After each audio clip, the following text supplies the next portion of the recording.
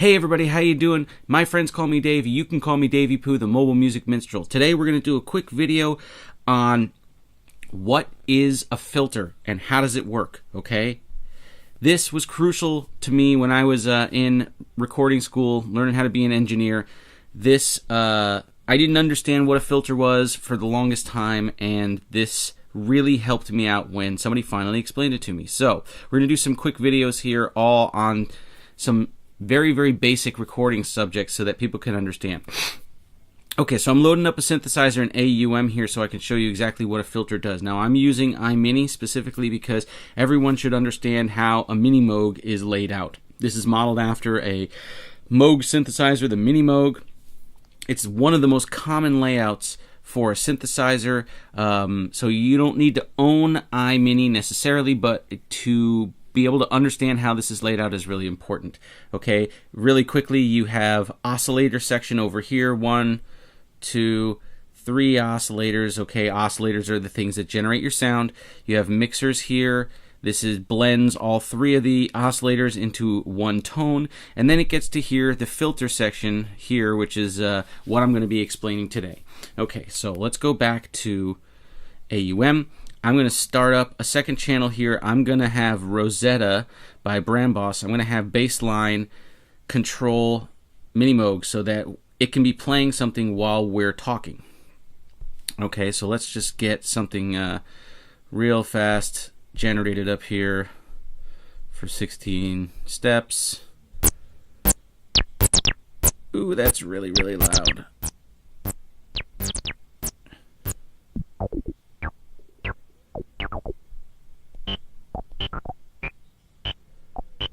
Yep.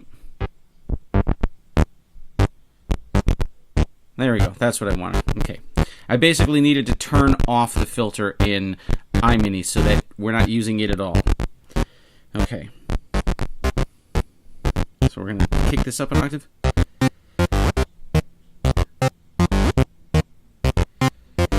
Okay, so we got a bass line here. The actual bass line itself doesn't matter so much. We just need something to be playing in the background. Wow, that's loud.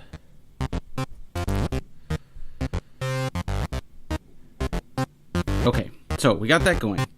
So now we're going to put in a filter here. Now I'm going to use Ape Filter. And I'm going to use Ape Filter so that you can see exactly what's going on here. Whoa. Okay. Sorry if that got a little loud for a second. Okay. So right now we have a flat signal, okay? This is exactly what's coming through iMini with no changes whatsoever. If I want to filter out some of the frequencies, it's going to work like any other kind of, like it's exactly that, like a filter. You're going to take away some of the sound. You're going to emphasize some different parts of the sound. So here's an easy way to illustrate it. I have a point on this graphic EQ here. As I'm sweeping it along the frequency range, you can hear that it's emphasizing certain frequencies. It's filtering out certain ones, and it's emphasizing other ones. Now I can change how wide a point this is, if I do this correctly. Yep. Okay.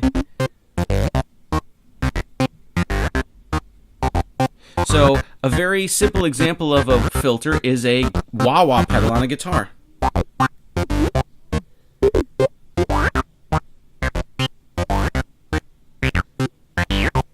Okay, it's some sound that most of us are familiar with, okay? It may sound a little different tonally to this.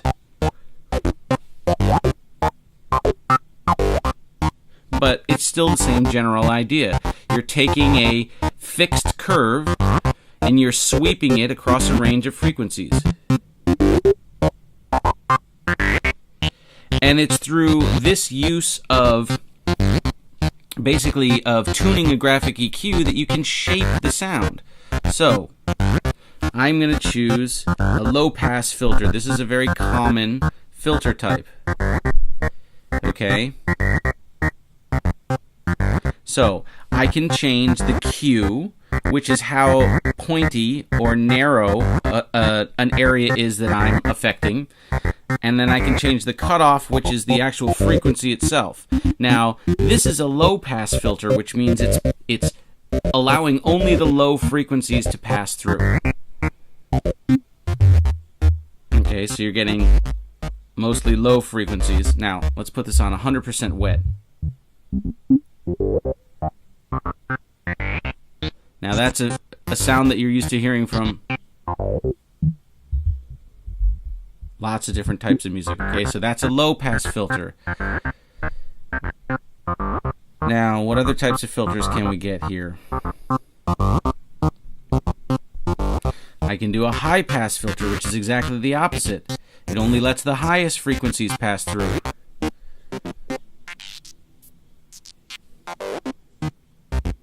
Right? Okay, I can do a bandpass filter. This only affects a certain bandwidth and cuts out everything else. Okay, I can do a notch filter, which is the opposite of a bandpass. Instead of emphasizing a single frequency and cutting everything else out, this only cuts out a single frequency. Now let's widen this so we can really hear it better.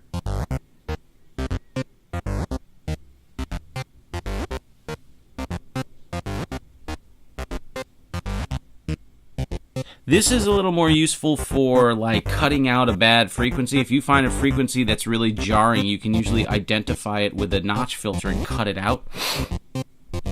And then this is just a peak filter. This is just choosing a specific frequency like we did first